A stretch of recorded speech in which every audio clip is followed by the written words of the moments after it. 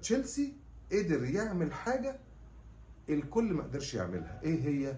انه اقتنع انه مش عيب ابقى الاندر دوج، يعني مش عيب ابقى الفريق صاحب الحظوظ القليله، وبيلعب كرات طويله وبيعتمد على السبق بين لعيبته ولاعيبه المنافس. في السوشيال ميديا كان في بوست كده انتشر جدا، ست بتسال ايه علاج الضغط العالي، فدخلوا الشباب يقولوا لها الكرات الطويله. يعني ايه؟ يعني هي بتسال على علاج الضغط العالي عشان الناس تقول لها نوع دواء، ناس تقول لها تشرب كركديه، اي حاجه.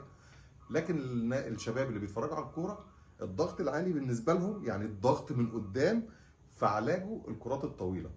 فتشيلسي اقتنع انه يلعب الكرات الطويله، يلعب السهل، يلعب الحاجه اللي كل الناس عارفاها بس الفرق الكبيره بتتكسف تعملها. لعب الكرات الطويله في ظهر الباك ليفت بتاع باريس سان جيرمان، وعشان جواو بيدرو وبالمر وكذا لعيب عنده صراحه جدا، قدر يكسب من النقطه دي. الثلاث تجوان جم من الثغره دي.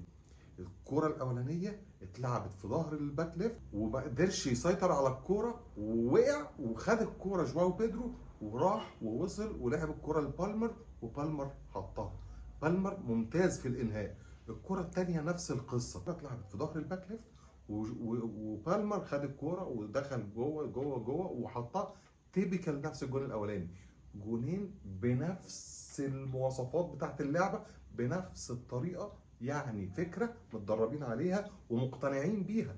مش مجرد مدير فني عنده فكره وقال لهم انزلوا لعبوها، لا ده اقنعهم بيها وفهمها لهم، وهم امنوا ان هي دي مفتاح الفوز.